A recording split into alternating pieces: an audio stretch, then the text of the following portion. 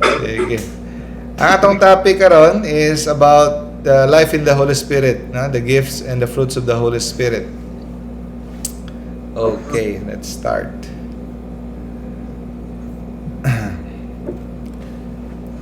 So, ang atong mga pangutana usually, how do I know what God wants me to do? So, mauna itong kanunay ginapangutana kay Lord, sa may gusto ni Lord sa ako, what is His plan for me? O paano na ko mahibawan ang iyang plano sa ako O paano na ako kabalo kung I am walking in His plan? If I am walking in the right path. How do we know? Do we have assurance? What are the clues? And another question is, can I know for certain that I am already saved? If I manang insulti sa mga ubang sikta, if you die now, brother, are you sure that you are saved? Because we are sure that we are saved. So is it correct to claim that you can be sure that you are saved?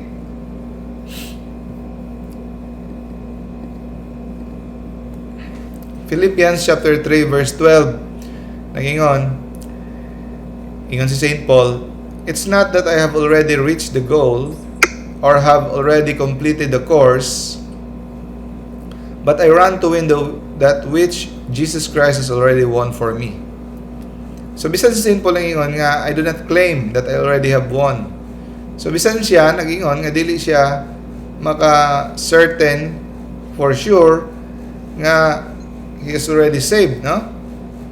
It's not that I already reached the goal. Wala pa man siya namatay.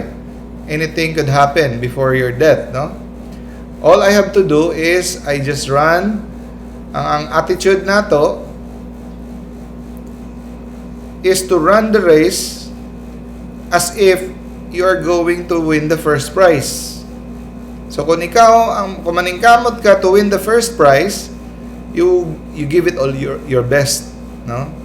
If you just win the race, pero sa triathlon nga style nga, basta maka-finish ka lang na naka-medal, so di ka maningkamot og tudo-tudo. Pero kung ang imong goal is to win the race as first place, you give everything you've got. So dapat ingana daw ang atong attitude. We run the race of this life, of this spiritual life, as if to win the first prize. Not just to win it, to finish, but to win the first prize. Ingana dapat ang atong attitude. And another verse, 1 Corinthians chapter 9 verse 27, but I discipline my body and keep it under control, lest after preaching to others I myself should be disqualified. So what we can see here is one of the greatest apostles, St. Paul. Ingon siya, pwede pa siyang ma-disqualify. So it is not proper, it's not correct to say that you are already sure of your salvation. You can have a confidence, pwede. You can have confidence na maluwas ka, you have hope, maluwas ka, you have a high confidence because you are obeying the will of God. But you cannot, it's not correct nga mo claim ka og 100% assurance that you are saved. Because imo nang usurpation of authority ang mahitabo. If you say that you are 100% sure that you are saved, meaning di na ka moagi og judgment. All of us will be judged by Jesus. And Jesus is our judge. So kung sure ka na gid nga 100% ka nga luwas ka, di mura na mo ka Ginoo. Imo nang overpass si Jesus. After si Paul, everyday niya ginadisipline ang iyang mga desires, ang iyang body to keep it under control. Kay kung dili niya ma-keep under control, basig after niya ma-preach ang gospel sa mga tao, siya pa hinuon ang dili maluwas, ma-disqualify, no?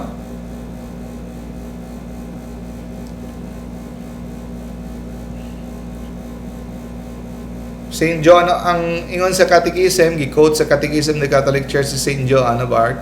So ang pinaka the best ko nga attitude towards sa atong confidence of salvation is this. Katong before gi-burn sa stake si Saint John of Arc, gipangutan na siya sa iyang mga inquisitor, no? If she was in God's grace. So nganong gipangutan naman nila siya if she was in God's grace? Because to be saved, no? Para maluwas ka, you have to be in a state of grace. So that is the only requirement. You have to be in the state of grace. So ang iyang tubag, sure ba ka nga naka sa state of grace? Ang iyang sulti, if I am not, may it please God to put me in it. If I am, may it please God to keep me there. So, ang iyang tubag is an answer of humility. No? Kung ang other word kung i-rephrase ni mo ning, if I am not, may it please God to put me in it. So, if na ako'y mga sala, pasayloon unta ko sa Ginoo sa akong mga sala. So that the sanctifying grace will be reinstated in my soul. No? Kung wala mangyug ko sa grace, may God put me there. If I'm already there, may God remain me there. Okay. Catechism of the Catholic Church to 2005. So, since it belongs to the supernatural order, ang grace, dili na to ma-feel. It escapes our experience and cannot be known except by faith. Through the eyes of faith only. Dili ma-feel sa atong senses, no? Atong mga five senses, we cannot feel it. We cannot therefore rely on our feelings or our works to conclude that we are justified and saved. That is our official teaching. However, according to the Lord's words, you will know them by their fruits. So, natay clue. Natay clue if we are living in the Spirit, in the life of the Holy Spirit. So, mao man ang Holy Spirit of the sanctifying grace, it goes hand in hand. No? Mao nang si St. Paul, you are the temple of the Holy Spirit. So, if you are the sanctifying grace, the Holy Spirit lives in you. And the Holy Spirit, nadawat nato na sa atong sa bunyag. Pag puyo sa Holy Spirit sa ato nagsigi na siya trabaho day and night. Gina-transform niya ang atong soul. Sige na siya work. Kung wala tayo ginabutang nga mga babag, mga obstacles para makatrabaho siya, no? So ang Holy Spirit sa ato ang soul is not stagnant. It's an organic thing. It grows. It changes you inside nga dili nimo ma-feel. You can only know by its fruits if it is there or not. Galatians chapter 5 verse 22. But the fruit of the Spirit is love, joy, peace, patience, kindness, generosity, faithfulness, gentleness, and self-control. So that is the fruit of the Holy Spirit. That is the way you will know kung naay bunga nga mogawa sa imong kinabuhi. So, mao ni siya ang mga clue. They are the signs that the Holy Spirit is in you. Mao nang makadungog mo og life in the Spirit. Diya ang term nga life in the Spirit. No? Dito ka dungog sa una. LSS, Life in the Spirit Seminar. No? Ang uban pod gipautan nimo unsa man ka? What's your belief? May ganang ban. I'm not religious. Di po ko Christian. I'm just spiritual. Diha. So kadang makadungog mong term nga spiritual life. Spiritual life, how is your spiritual life? So it comes from the Holy Spirit. Holy Spirit na siya. So dili ayaw mo awat anang uban nga moingon nga dili sila religious, I'm only spiritual, because there are two types of spirit. The evil spirit and the Holy Spirit. So butang gini mong apelyido. Kay ang demonyo spirito magyapon na. Okay? So are these things happening in your life? Nagakahitabo ba ning mga butang sa imong life katong i-describe sa Galatians? No, love, joy, peace, patience, kindness, gentleness. So if they are happening in your life, then you are in the right path. No? You're walking in the life of the Spirit. So who is the Holy Spirit? The Holy Spirit is the least understood among the three person in the Trinity, no? So mao ni ang a little review. The Father, the Holy Spirit, and the Son are one. Pero question, are they the same? Are the Father, Son, Holy Spirit the same? No, they are not the same. Okay? Kung naimangutanan nato, pareho lang ba silang tulo? No, they are not. They are distinct from one another. The Father is not the Son. The Son is not the Holy Spirit. The Holy Spirit is not the Father. They are different from each other. They are really distinct from each other. Okay? So, kung naay mangutana, are they the same? No. Pero kung naay mangutana, are they one? Yes, they are one. Okay?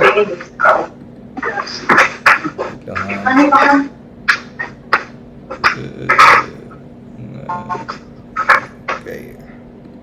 So, kalahi-lahi sila, separate gyud silang tulo, pero usa lang sila. Usa lang sila ka Dios. Kay kung moingon kag parehas lang na sila, naglahi-lahi lang na sila ngalan, that is heresy. Heresy of modalism na siya. I-condemn na sa church. Because the Father is really different from the Son. Okay? And then also, walay mas labaw sa ilang tulo. They existed at the same time, all of them together. So, ang Holy Spirit is the love that connects the Father and the Son. Mon siya ang gugma nga nag-connect sa Father and the Son. In all eternity, God is a Father. Muna nga si God the Father, ang pangutana nga nung God the Father man siya, di man siya gitawag o God the Creator or God the Redeemer or God na Creator or the Giver. Lahat tanan nga description nga nung dili man nga nung Father man, because in all eternity amahan gid siya. Kay maging creator lang ka kung ikaw nag-create. So wala, pag sugod niya wa man siya nag-create, ulahi pa man niya gihimo ang tao ug ang angel, ulahi pa man. Pero sa pagsugod pa lang ang amahan na gyud, because he knows himself. And kita, para mailhan nato atong kaugalingon, kinahanglan ta mo atubang sa samin. Pero ang Ginoo di na kinahanglan mo atubang sa samin. So just imagine, para masabtan nato, ang reflection nato, paghawa nato sa samin, mawala ang atong reflection, di ba? Pero ang Ginoo, because He is all powerful, He knows Himself, ang iyang reflection has a life of its own. And Jesus is the reflection of the Father. No? The Father and Him are one. So, ang amahan o ang anak naghihigugma sa isag usa. O ang ilang gugma sa usag usa created, bring forth, no? Begotten. It's not correct to say created. Begotten a new person. And that is the Holy Spirit. So, the perfect image of the Father is the Son. The perfect image, like for example, image in the mirror. And the love between the Father and the Son resulted in another person, and that is the Holy Spirit. According sa words ni Venerable Bishop Fulton Sheen, the Holy Spirit daw is the sigh of breath of love No? You may say, hi, now the sigh of love between the Father and the Son is the Holy Spirit. That is why the Holy Spirit is called the Spirit of Love. No? Unang gitawag siyang Spirit of Love because it is the sigh of love between the Father and the Son. So, salvation is all about the Father sending the Son. Muna siya ang kaluwasan, ipadala sa amahan ang anak. So that matigpon kita tanan, matigom ta under the love of the Father and the Son. So that we will be united under the Holy Spirit. So naay ikaduhang na meaning ang sign of the cross. No? For God so loved the world that He sent His Son to the world, no? That we might be gathered into the Holy Spirit. For God so loved the world that He sent His Son to the world so that we will be gathered into the Holy Spirit. Okay, that's where the word spiritual life comes. No? The Holy Spirit, life in the Spirit, life guided by the Holy Spirit. So, paano nimo mahibaw-an? Unaan nimo ang Holy Spirit, you cannot see or control the Holy Spirit. Ingon sa John chapter 3 verse 8, the wind blows wherever it pleases. You hear its sound, but you cannot tell where it comes from or where it's going. So it is everyone with born of the Spirit. So muna ang characteristics of the Spirit. You cannot control it. You don't know when it started, on hantod ka asa siya taman ang iyang action sa imong kinabuhi, mga asa kaniya dalon. You cannot see the Holy Spirit, but you can see the effects of the Holy Spirit. So the first effect of the Holy Spirit in your life, if naa siya sa imuha, is love. Because that is the description of the Holy Spirit, the Spirit of love. So when you hear the word love, the first thing that comes to your mind is romance, boy and girl, love.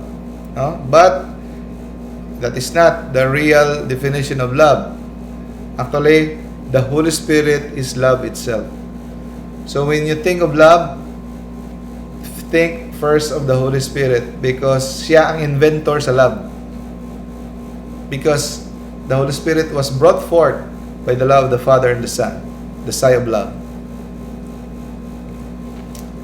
So, the Holy Spirit is love in person. Because the Holy Spirit is a person in the Trinity. Malimot kita, abi nato ang Holy Spirit is just mura siya energy force. But we forgot that the Holy Spirit is a person. Is a love personified. A living love. So if the Holy Spirit is in you, it will show up as love. It will show up as love.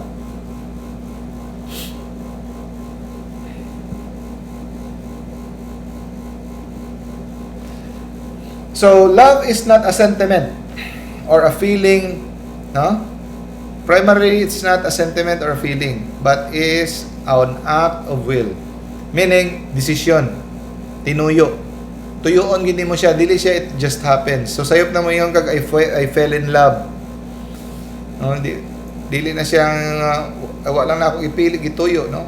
I fell in love. You fell, mahulog ka sa bangin. You fell sa kanal. Pero ang love is you decided. So, daghang mga magtiayon, nagbuwag, tungod kay mga islag, saan man nato na, di na to matuyo. Di na magiging feeling niya. Wala na ko'y gibati niya. Saan man nato na, mas naamang ko'y gibati dito sa akong sekretarya, o sa akong kumare. Mga nang uba, no? Kaya wala na sila na feel. Sayop sila because gibase nila ang love sa feeling. Sayop. Because feeling is fleeting. It comes and goes. Parehas ra na siya sa imong love sa imong cellphone. Pag abot sa imong iPhone, love kay nimo na. Pero pagkadugay-dugay, sumhan ka, nawala ng excitement, ang iyang mystery, mawala. Pero ang love is different. It is a decision. It is an act of your will. Say that. What is the definition of love? Here is the best definition of love. Love is to want the good of the other. And, naisay sumpay, di lang kay you wish the good of the other, you wish the good of your beloved, you have to do something about it para makabot niya ang iyahang good. Now, you just don't wish, you have to do something about it. So, what is the good of the other? You will say, what is the good of your wife, of your husband, of your child? To be successful, to be happy, so that her dreams may come true. Nindot man siya nga mga wish, pero wala na yung labaw pa ani. Unsa man na? Heaven. Heaven is the best thing that you could wish for your beloved. Happy, temporary. No? Success, temporary. But heaven is eternal. So that is the best definition of love. You want your beloved to attain salvation. That is love. And you have to do something about it so that your beloved will reach her ultimate goal. Union with God in heaven. So, kasagaran mga dahitabo sa ato, ang kasagaran sa ato ang expression sa love sa mga tao is, I'll be nice to you so that you'll be nice to me also. I'll scratch your back so that you'll scratch my back. No? That's how far we understand how love operates.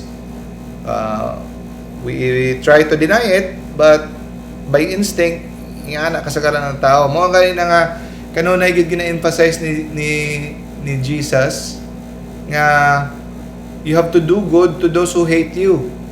Because if you only do good to those who love you, who return the favor, what difference does it make?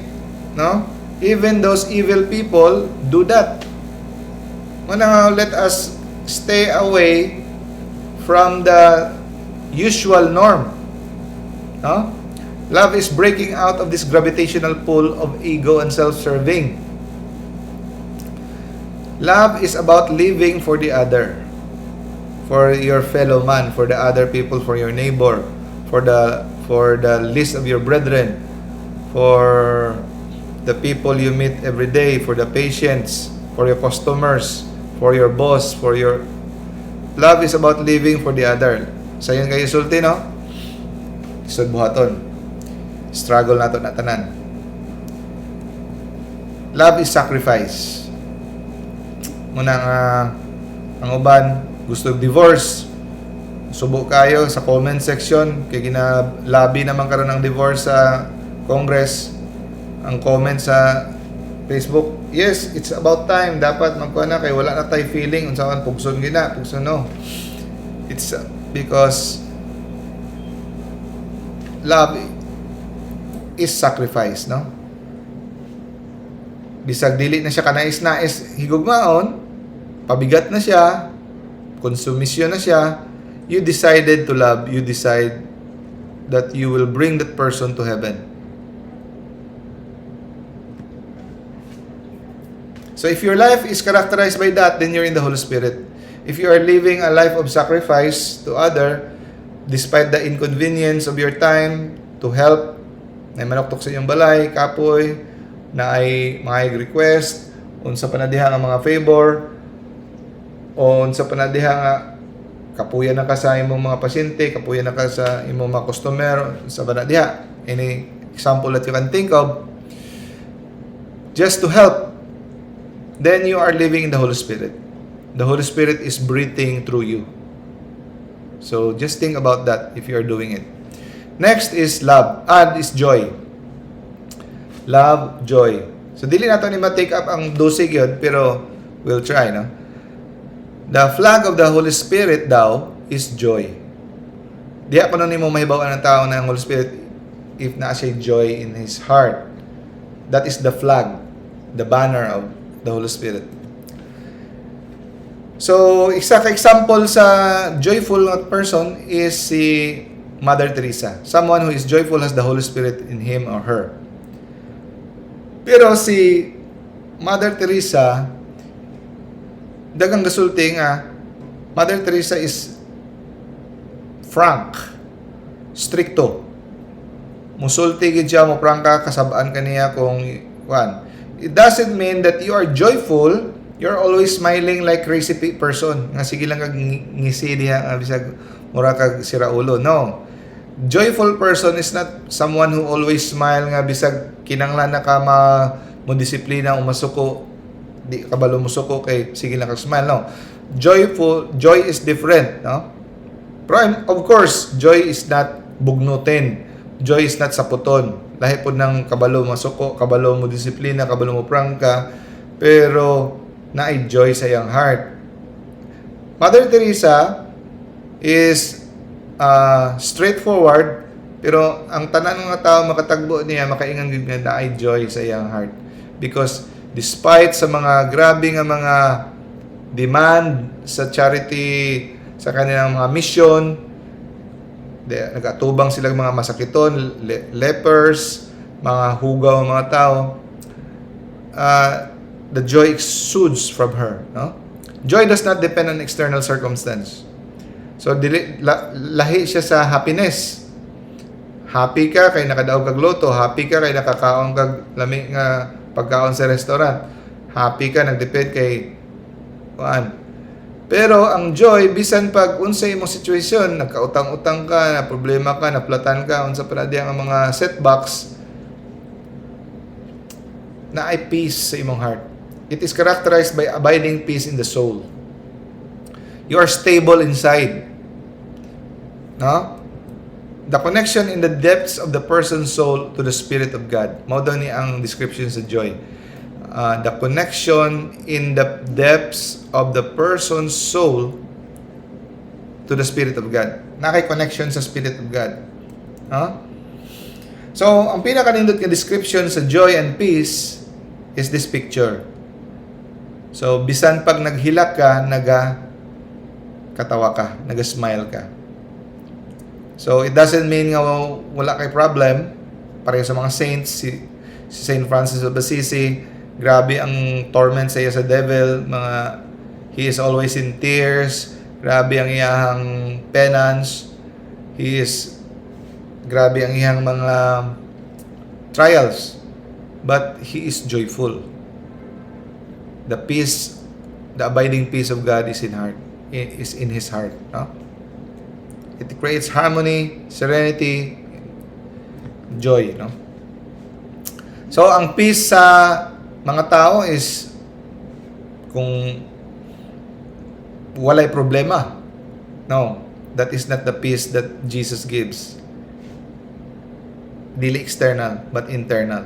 If you are connected to the Spirit of God, you have a sense of peace, whether you're sick or not, successful or not. No? Next is patience. Long-suffering is a mark of the Holy Spirit. So, pasensyoso ang tao nga na ay Holy Spirit kaniya. Of course, dili ni siya magic, ha? If you are in the state of grace, you have the Holy Spirit, dili ni siya nga tanan nga elements mugawas gyud. Ginahinay-hinay ni siya o develop as your spiritual life deepens. Pero bisan wala pa kay siya na-develop, mas develop siya sa ubang tao kumpara sa ubang tao, pero at least man lang na ay semblance, na siya ay ng seed sa imong heart, nini nga mga characters na kay pasensyoso. Okay, the Holy Spirit is love, again. And love desires the good of the other, and it lives for the other person, for our neighbor. Now, ang tao nga nagkinabuhi dili para sa ubang tao kundi nagkinabuhi para sa iyang kaugalingon, may time, may schedule, may way, may everything. May schedule. If that person lives for himself, no? When the person does not have the Holy Spirit, it lives for himself. So when your life is based on you, your projects, your needs, your plans, you automatically become impatient. Why? Because your attitude to people that annoys you or stands on your way, your attitude to them is impatience. Because you're not living for others, you're always living your schedule, madisturbo, kinsabada, samok, akong eh. So if you forget to live for others, your attitude, impatient ka. If your viewpoint is love, you will not try to get those people out of your way. But instead, you will see them as an occasion for love. So next time, we can learn from this. It's not a magic, it's not automatic. We can learn from this. Yeah. Next time na ay mga samok, istorbo sa atong time, sa atong schedule, inconvenient. Those people, instead of viewing them as sagabal, view them as an opportunity to express, to share your love, to show your love. You'll see them as an occasion for love. When you wake up in the morning, do you ask yourself on what you can get out of this day? Gusto na po'y makuha na ako ni adlaw. Instead, mas maayo, upon waking up in the morning, you ask yourself, what occasions of love will it present for me today? Kung sa mga kahigayunan ng oportunidad nga makapakita na ako o makahatag ko sa akong gugma, kasi akong pwedeng maservisyohan karong adlaw. Instead of unsay sakay moabot karong adlaw, sakay makuha na ako karong adlaw. Even our own suffering, sickness can be given by God for our own spiritual benefit. No? Kaya mga masakit na to, pangbate, no? It is for our own benefit. Next is generosity. So if generosity is a fruit of the Spirit, since the Holy Spirit is generated by mutual, all-out giving of love. The all-out giving of the Father and the Son to each other. So that is why, automatically, the Holy Spirit is the divine generosity. If you have the Holy Spirit, automatic, you will become generous. Because that is the Holy Spirit. It wants to give. It wants to give. As long as you do not put an obstacle to the action of the Holy Spirit in you. That the tendency of the Holy Spirit is always wants to give. When the Holy Spirit is in you, then you become overflowing with giving. Next is faithfulness or fidelity. A commitment of love is a sign of maturity. Faithfulness to that commitment, whether marriage, vocation, country, ministry, responsibility. So ang tao nga committed, bisag kung sayang apilan, choir group ba, civic group ba, unsa pa na inyong sa simbahan nga mga service, o sa inyong senior citizen ba, or sa inyong sa panang mga grupo, or marriage, number 1, sa imong vocation, sa imong ministry, ang kagisudlan, and then you commit to that marriage, to that relationship. No? It is a sign of the Holy Spirit. Why? Because one of the names of the Holy Spirit is vinculum amoris. Vinculum amoris is the Latin word for the chain of love. The chain of love that binds the Father and the Son. And the Father and the Son cannot be not in love with each other. They are always in love. No? They cannot fall out of love for each other. They are chained. So that is the characteristic. They are forever, eternally committed. No? So when we are faithful to our commitments, meaning,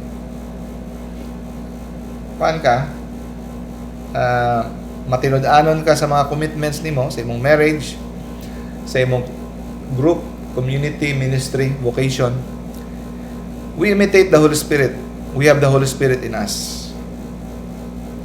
So a lack of fidelity, dili kay ka makatiner sa isa ka commitment, musulod ka, musulti ka promise, you cannot commit, then it's a sign, a lack of the Holy Spirit in the person.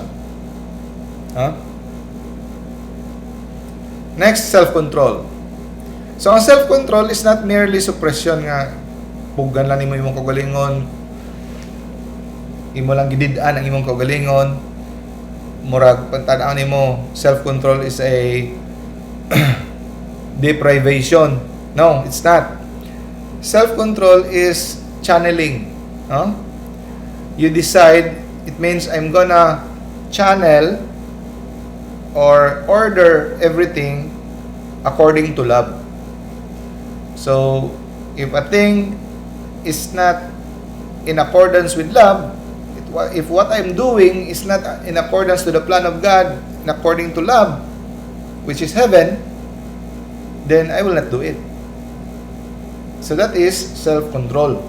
It's not about, I will not do it just for the sake of not doing it. You say no to something when that something does not lead you to the greatest good, which is love. So all my energy, my passion, all my powers will be ordered towards love. If not, chaos will result. Kagubot ang mahitabo sa imong kinabuhi. Kung imong buhaton ang tanan, wala kang pakundangan sa pagbuhat sa mga bagay nga gusto nimo, if it is not guided in the principle of the greatest good, which is love, which is heaven. So the person who lacks self-control, way control sa kaon, way control sa inom, sa barkada, sa iyang hilig, sa iyang hobby, sa iyang tanan, everything should be in control, in moderation. Everything is balance. So Christianity is characterized by balance daw.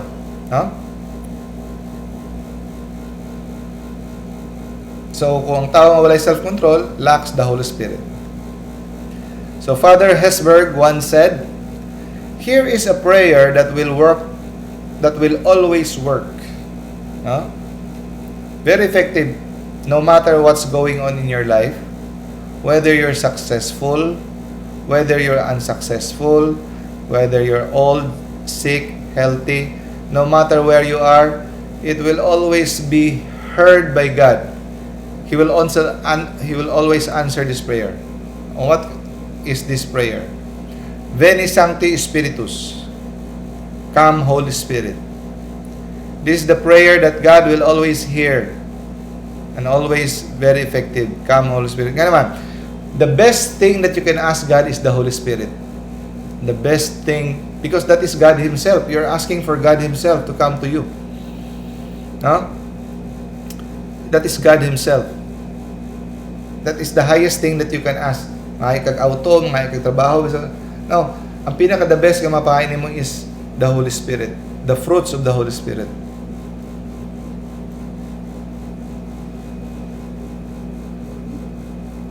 So, memorize pa nato ang Holy Spirit. Come, Holy Spirit, fill the hearts of Thy faithful, and enkindle in them the fire of Your love. Send forth Your Spirit, and they shall be created, and You will transform the face of the earth. O God, by the light of the Holy Spirit, You have instructed the hearts of the faithful. Grant that by the same Holy Spirit, we may be truly wise and ever enjoy His consolation. Through Christ our Lord. Amen. Simple lang. You cannot control the Holy Spirit. Nothing you do or not, no formula you can perform to get the Holy Spirit. Di mo makontrol ang Holy Spirit. Wa kay buhaton dis kalibutan nga para makuha nimo ang Holy Spirit. Walay formula para sa Holy Spirit. Because the wind blows wherever it pleases, you cannot tell where it comes or where it is going. Pero, there's only one way you can receive the Holy Spirit, and it is only by asking it in prayer. Nothing you can do to control it, but you can ask for it in prayer. So, mo na siya. No?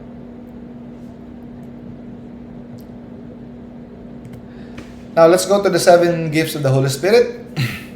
Wisdom, understanding, counsel, fortitude, knowledge, piety, fear of the Lord. Kining 7 gifts of the Holy Spirit, pakapin ni siya sa atong bunyag. Na ano siya?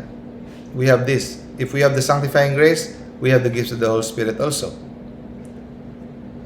First, wisdom. Wisdom is gitagaan tag wisdom sa Ginoo to give us a desire for the things of God, and to direct our whole life and all our actions to His honor and glory. So, kung para sa inyong gibuhat karon, you set aside a time for this Bible study, you sacrifice your Netflix, your Facebook, your Mine, your Korean novela, your just for this, to have this 1 hour Bible study. Example lang no? So you desire for the things of God. You seek first the kingdom of God. That is wisdom. It means the Holy Spirit is guiding you to seek the things of God. Ang imong priorities o ang imong plans, imong gi-design that you seek the things of the Spirit for His glory and honor. Next, understanding. So, ang understanding, gihatag sa ato sa Ginoo, the gifts of understanding is for us to enable to know more clearly the mysteries of the faith. So, ang Holy Spirit may nagahatag ka nato o pagsabot sa mystery sa atong pagtuo bilang Katoliko. Example, ang tao nga nagalubog sa kasalanan, wala siya ay sanctifying grace, he's living a sinful life. Bisan pag unsa na siya ka-bright, pilot na siya, engineer, o molecular biologist, itapat din mo sa katao nga naa sa state of grace, tudloy sila sa catechism, bisag kung sa pinaka-bright, ang tao nga wala sa state of grace, dugay makasabot. Kung makasabot man siya, kasabot lang siya in theory, pero di niya masabtan internally kung unsa niya pag-apply sa iyang kinabuhi. Why? Because he doesn't have the gift of understanding. The gift of understanding will help us to know more clearly the mysteries of faith, especially the Trinity, mysteries of faith, the incarnation, the assumption. So, mga mysteries sa kinabuhi. Mga worldly nga mga tao, di kayo sila makasabot. Binuang man na, no? Binuang man ang mga consecration sa Eucharist, naa si Jesus diha, sa body and blood of Jesus, maglisod sila sabot, no? Number 3, knowledge. To enable us to discover the will of God in all things. Enables us to see God reflected in all creatures and to praise Him in them, but yet to see the nothingness of creatures in themselves so that they will see the desire of God alone. So, say, pasabot na.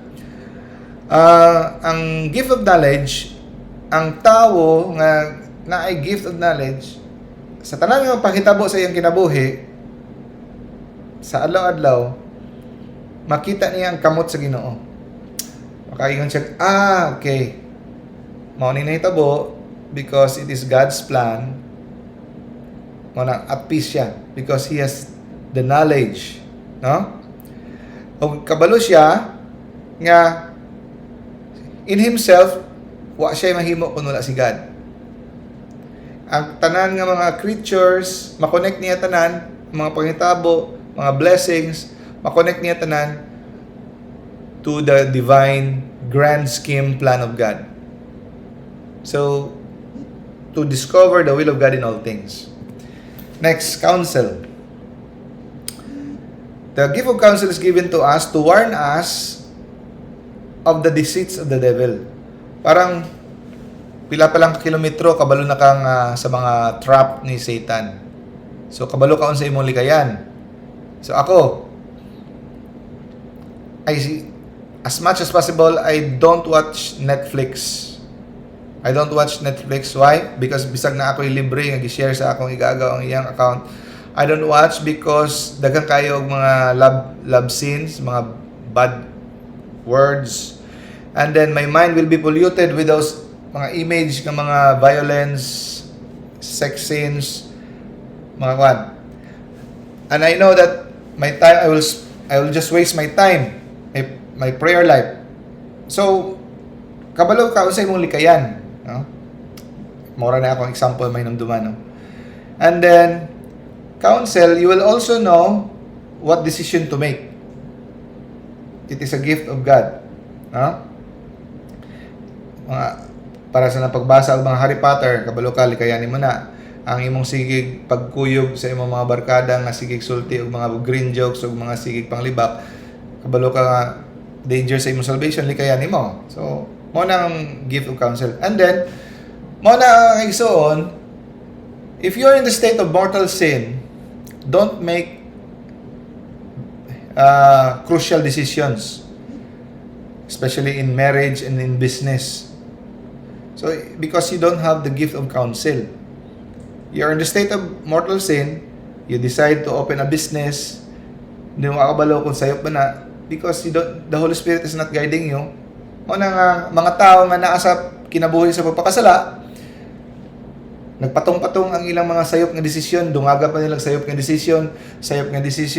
Tingala ka sa mga tao mo ni ka-bright, paunta niyo, di ba? Ka-bright, yung tawa na, nga mo man yung gisudlan. Why? Because he's not guided by the Holy Spirit. The gift of counsel is not in him because he has not the sanctifying grace, the gift of the Holy Spirit. Example, kabalo ba mo nga according to Father Isaac, if you are a married man, you are not allowed to have a personal friendship with a female, with the opposite sex. You can have many friends, but just a exclusive friendship with an opposite sex, you are not allowed actually. It is already a sin to maintain an exclusive friendship with another opposite sex if you are married. You are exposing yourself to the occasion of sin. Nabutang nimo imong kagalingon sa duol sa temptation. So, there's such thing as an emotional adultery. It's an example of chat, text. And then, may yung kagwa may gibuhat, text man may. Pero kung pangutanon ka kapila mga mag-text isa ka adlaw, ka 50, sa may niyang ginapang text, kaon na ka, sleep na you, take care as I care, kadugayan, mo-develop, and then, eventually, you're already having an emotional adultery. So, in the gift of counsel, you know, isa pa lang ka kilometro, kabalo na ka, likayan na, undangan na siya. No? Don't let your children read Harry Potter. No? That is straight from hell, according to Father Isaac. Number 5, fortitude. To strengthen us, the gift of fortitude of the Holy Spirit is to strengthen us to do the will of God in all things. Para mahigin. Nganong makapakaon man to sila sa leon, si Saint Ignatius of Antioch. Napakaon siya, let me be the food of the beast. Ingan siya. Let my bones be their food. Anong kaya man nila magpa-martyr? Because they have the gift of fortitude. So, hindi lang sa pag-martyr, kundi sa pagbuhat sa mga bagay na may duha ka martyrdom. Red martyrdom o white martyrdom. Ang white martyrdom, wala kang ipatay, pero gisigi kag gilibak sa imong mga office mates, di na sila ganahan mo kuyog nimo, kay killjoy ka, kay di ka mo appeal sa panglibak, di ka mo appeal sa ilahang mga green jokes, no? So, nakuha na imong mga friends, di nakakasikat, weird nang tanaw sa imo ha, that is white martyrdom. So, you do things even if it's difficult, no, for the love of God. That is the gift of fortitude. Kung sa kuan pa, you don't care. So, kabalo ka, Mawad kag ginansya, mugamay na lang imong ginansya, mugamay na lang imong profit, or mawad ang kag trabaho, or matreten ang imuhang security in this world, no? Pero mga pobre ganitong mga silang Saint Francis, no? Importante, you do the will of God. Next is piety. Piety is the gift of the Holy Spirit to make us love God as a Father. Para ang imong tan-aw sa Ginoo amahan. Mura kag ma-develop ang imong closeness kung sa kuan pa makalangi ka sa iyaha. Nga murag imog yung amahan ang imong tan-aw sa atong Ginoo. That is the gift of piety. And then number 7, the fear of the Lord is to fill us with the dread of sin. Kuan ni sila nang naga-counterbalance ning duha, fear of the Lord and piety. Na kay healthy fear of the justice of the Lord. Nga likayan nimo ang sala because kabalo ka nga si Lord masuko og evil things. Dili siya gusto og kadautan. Pero di pud pwede nga masubrahan po ka nga tan-aw nimo sa Ginoo, mura na lang pulis nga sige gibantay da nga kilatan ka kung makasala ka. Ibalanse po na siya sa piety nga gigugma ka sa Ginoo. Kung makasala man gyud ka, pasayloon ka sa Ginoo kung mangayo kag pasaylo. So Ginoo, gihigugma ka sa Ginoo. Di pod pwede nga nasubrahan po kag piety nga maglangi ka, ma-spoiled na ka. So mo na nga i-balance na siya, fear of the Lord and the piety. So ang fear of the Lord also is a gift from God nga layo pa lang di nakaganahan sa sala. You feel the dread of sin. Ang sala, kabantay ka sa una, ganahan kay ka magpakasala. Pero karon nga naa ka sa Ginoo, naglawom na imong relationship sa Ginoo, ikaw na mismo ang dili malingaw sa sala.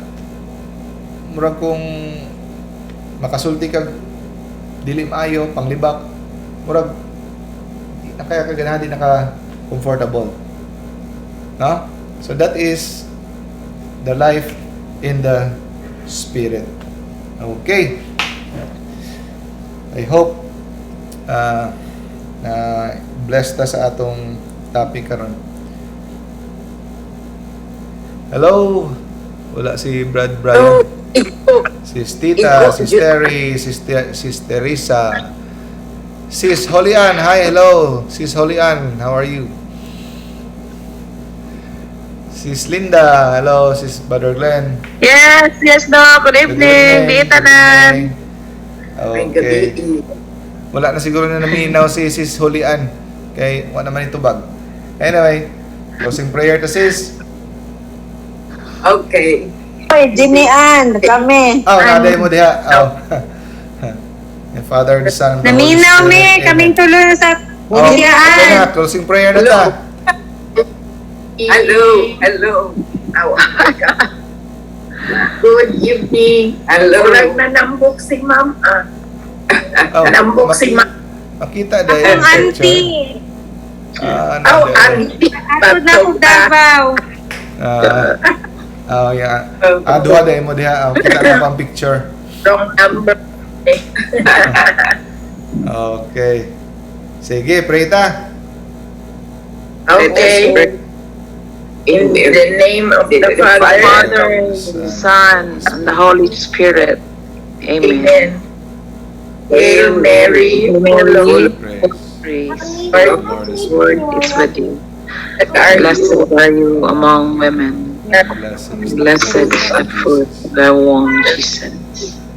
Holy Mary, Mary, Mother of God, pray for us pray for us sinners, now and at the hour of our of our death. Amen. The Father, Father, and the the Father, Son, the Spirit. And the Holy Spirit. Amen. Amen. Bye-bye. Thank you. Bye-bye. Bye. Oy, bye-bye, Alex. Bye. I miss you. Bye.